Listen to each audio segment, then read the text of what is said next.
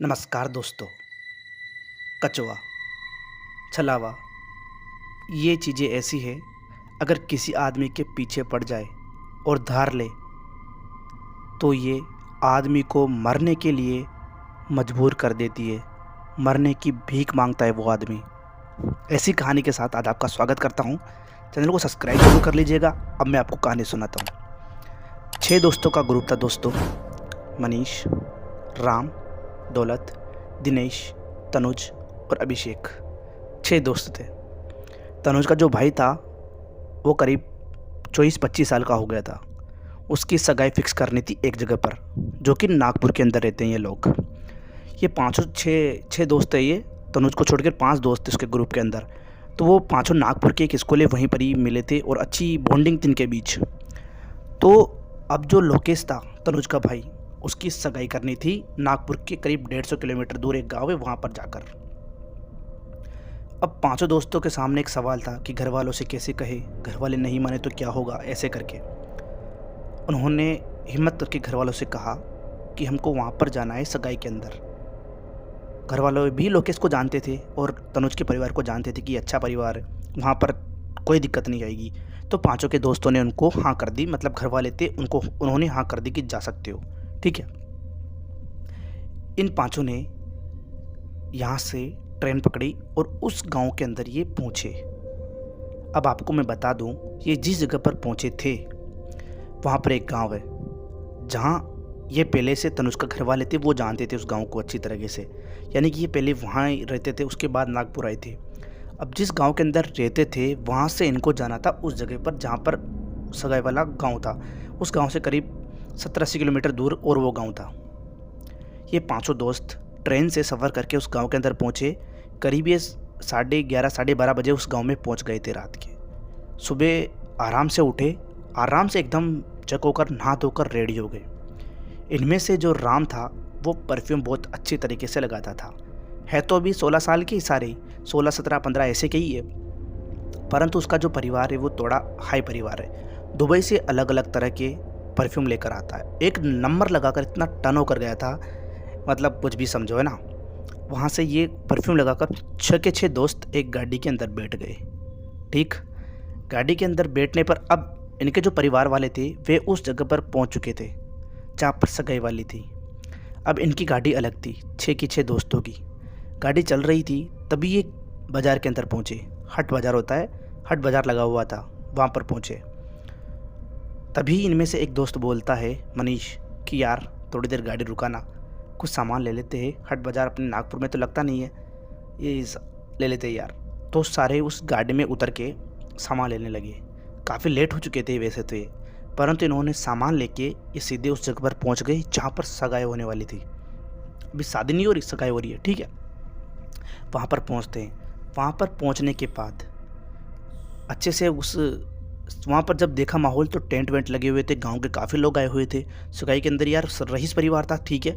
और तनुज और इनके सभी दोस्त एक साथ ही थे। लोकेश भी मतलब सज धज के जो दूल्हा था वो रेडी होकर बैठा हुआ था, ठीक। अब इन पांचों दोस्तों को भूख लगती है। तनुज के पास जाते हैं और बोलते हैं, यार भूख लग रही है, क्योंकि शाम के 7 बज चुके थे।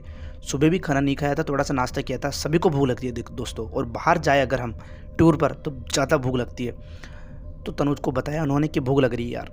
तनुज ने कहा, यार अभी तक हमसे भोजन के लिए नहीं बोला इन्होंने, तुम यहाँ आस पास देख लो हो सके तो, वरना और पैसे की तुम चिंता मत करना, पैसे मेरे से ले जाओ।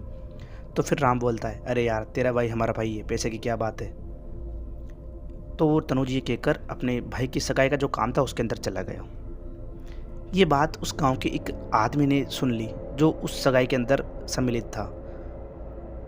वह आदमी इनके पास आता है, पांचों के पास, और बोलता है, तुमको भूख लग रही है ना बेटा? भूख मेरे को भी लग रही है, पता नहीं खाना कब मिले।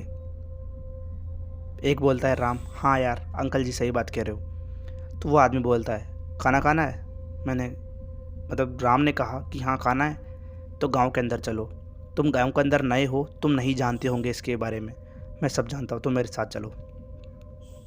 अब पांचों को भूख लग रही थी, अभिषेक को भी, दिनेश को भी, मनीष को भी, राम को भी और दौलत को भी। करे तो करे क्या, ठीक है चलो। अंकल के पीछे पीछे वो काफ़ी दूर तक चले गए। अब बाजार आए, अब बाजार आए, अब बाजार आए।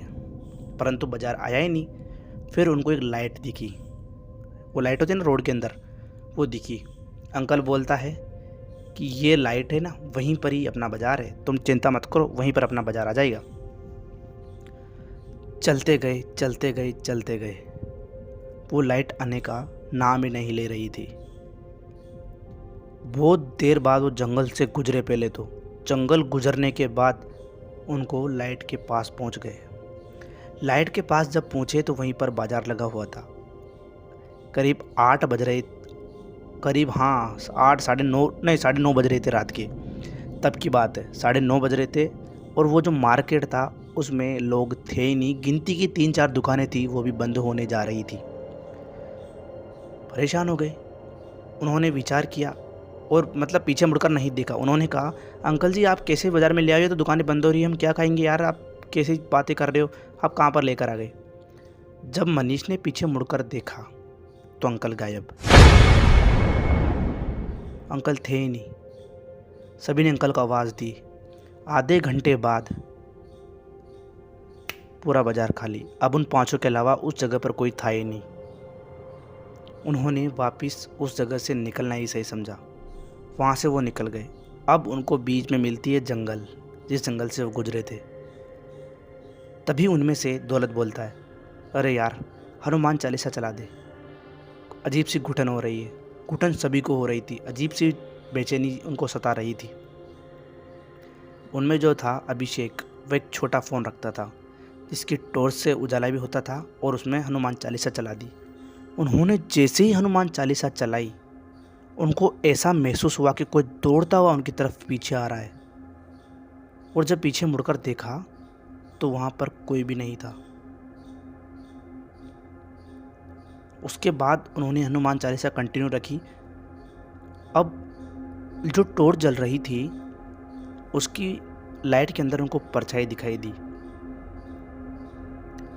उस परछाई के अंदर दिखाई दिया, उस जो परछाई के अंदर दिख रहा था उसके कान बहुत बड़े थे। वो करीब 8 फुट का था। इतना भयानक चेहरा उनके, मतलब ऐसा मानो कि उनके पीछे ही खड़ा है। उनमें से मनीष बोलता है कि यहाँ से भागना ही सही रहेगा। मेरे रोंगटे खड़े हो जाएंगे भी, आपको कहानी बताऊंगा जब देखना। यहाँ से भागना ही सही रहेगा। वो 5 भागते रहे। अब उनको रास्ता पता था नहीं किधर भागना है। वो जंगल के अंदर भागते रहे भागते रहे। उनको हर पल ये आवाज़ आती कि कोई बहुत ज़ोर ज़ोर से आ रहा है, कोई बहुत ज़ोर ज़ोर से चिल्ला रहा है, और उन कदमों की आवाज़ आती। एक जगह गलती से हनुमान चालीसा रुक गई। किसी के पीछे से जोरदार हंसने की आवाज़ आती है। हंसी सुनकर बहुत तेज़ भागने लगे 5 के 5 दोस्त। भागते भागते उनके फ़ोन की बैटरी बंद।